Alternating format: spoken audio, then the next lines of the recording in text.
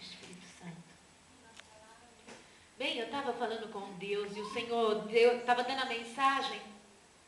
Mesmo estando na hora do jogo, o Senhor estava ali me dando a mensagem e tocando no meu coração. Mas mesmo assim, a gente é um pouco teimoso na vida. A gente acha que tem que ser diferente a palavra. Eu falo, Senhor, é isso que você quer mesmo? E nós somos um pouco teimosos naquilo que o Senhor manda por fazer. E, de repente, com aquele telefonema e a pessoa falando que aceitou Jesus, encaixava tudo na mensagem que eu estava preparando ali pelo Espírito Santo. Porque a gente vê o mundo correndo para tudo e para o nada. Mas quando se trata de correr para Jesus, há uma certa dificuldade, porque as pessoas não têm tanto acesso às coisas de Deus como nós temos, certo? Nós temos acesso às coisas de Deus o tempo inteiro.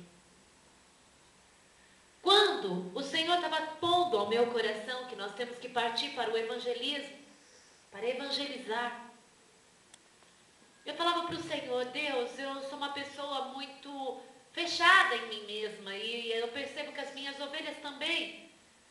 Nós aprendemos a conviver muito fechados e é um modo de nos protegermos, parece, mas na verdade é um modo de extinção.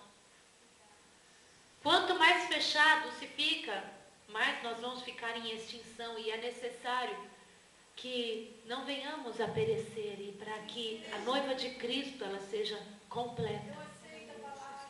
E o Senhor Jesus dava a mensagem quando Jesus estava passando e parou na cidade de Sicar, pertencente a Samaria, e já era a hora sexta, que pelos estudos era por volta do meio-dia, um horário muito quente, o qual as pessoas não iam estar muito próximo ali ao poço, não, mas Jesus sentou-se à beira de um poço, porque ele estava cansado, diz a palavra de Deus.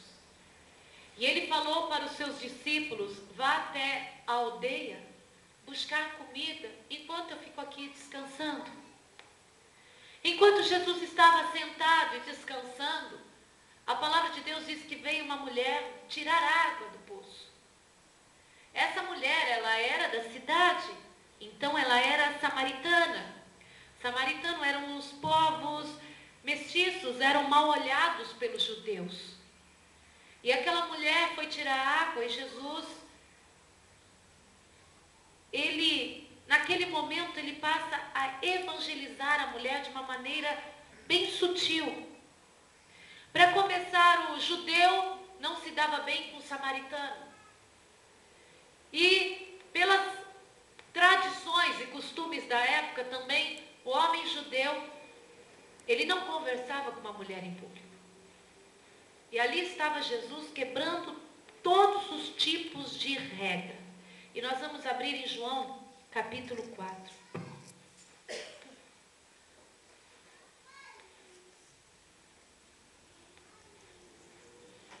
Aleluia. Capítulo 4, versículo 1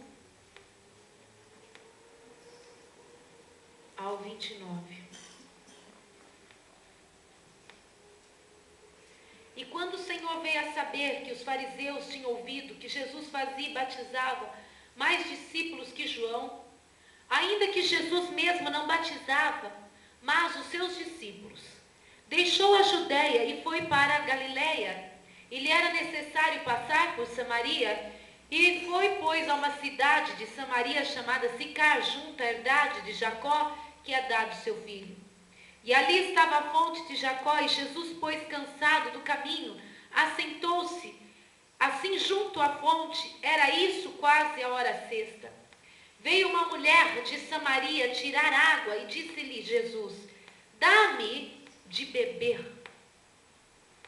Jesus, ele vai até aquela mulher, e ele começa a chamar a atenção dela para uma curiosidade.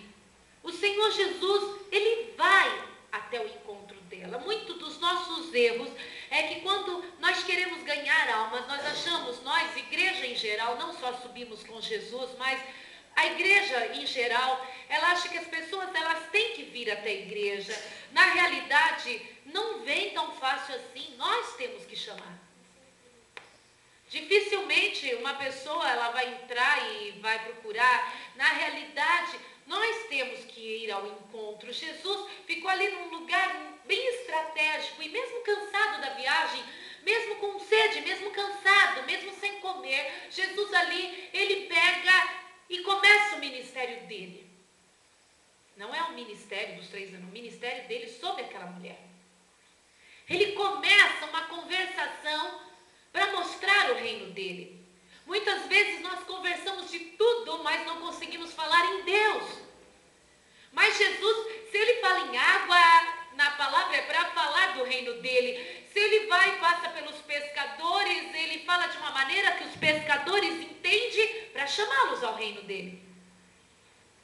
Quando Jesus passa pelos pescadores e chama-os para serem discípulos, Jesus fala assim: de hoje em diante não sereis mais pescadores de peixe, mas sim de homens. Era a linguagem que aqueles homens iriam entender. Também na época era muito mundo agrícola, as pessoas entendiam muito sobre agricultura. Hoje talvez temos que falar em tecnologia, mas na época a maioria da população entendia sobre semear, cultivar, agricultura. Então Jesus, quando ele fala do joio e do trigo, ele usa a parábola das sementes caindo na terra, caindo nos espinhos, porque Jesus, ele de todas as maneiras, ele tenta comunicar com o ser humano para poder falar do reino dele. E não adianta a gente falar, eu tenho Jesus, eu quero evangelizar, mas as pessoas têm que entender a minha linguagem, o meu modo de agir, o meu modo de ser. Não, nós temos que, de alguma maneira, entrar no coração da pessoa e mostrar a palavra de Deus através do Espírito Santo. O apóstolo Paulo, ele já falava, a fé vem pelo ouvir e ouvir pela palavra de Cristo. A fé vem do ouvir. Uma pessoa, ela não vai ter fé se ela não ouvir a palavra de Deus. Ainda que seja 2 palavras, ainda que seja uma frase, ainda que seja um pequeno versículo, a palavra de Deus nos ensina que a fé vem do ouvir, o ouvir pela palavra de Deus. Parece que não, mas todas as vezes que você senta na reunião, ou você está escutando por um YouTube, ou você está escutando por uma internet, ou você está ouvindo de alguma maneira, quando você escuta a palavra de Deus, eu estou jogando sobre você palavras que parecem simples, mas o Espírito Santo, ele introduz no seu coração uma fé enorme, uma vontade grande de servir ao poderoso Deus. Até entrar na reunião, você se sente às vezes muito ser humano, abatido, cansado, chorão, medroso, mas perceba que quando você está debaixo da palavra de Deus, você se sente vitorioso. O medo vai embora, a tristeza desaparece e a gente enxerga os problemas de uma maneira bem diferente que enxergou até entrar na igreja. Mas isso não pode permanecer só na hora da mensagem, porque a fé vem por ouvir a palavra. Ela vem e não vai embora. Ela vem e ela permanece em você. A fé, ela tem que permanecer em todos nós, mesmo na hora de irmos embora, mesmo quando você chegar em casa e na hora que vem as dificuldades, você tem que continuar com essa fé que você ouviu na palavra de Deus.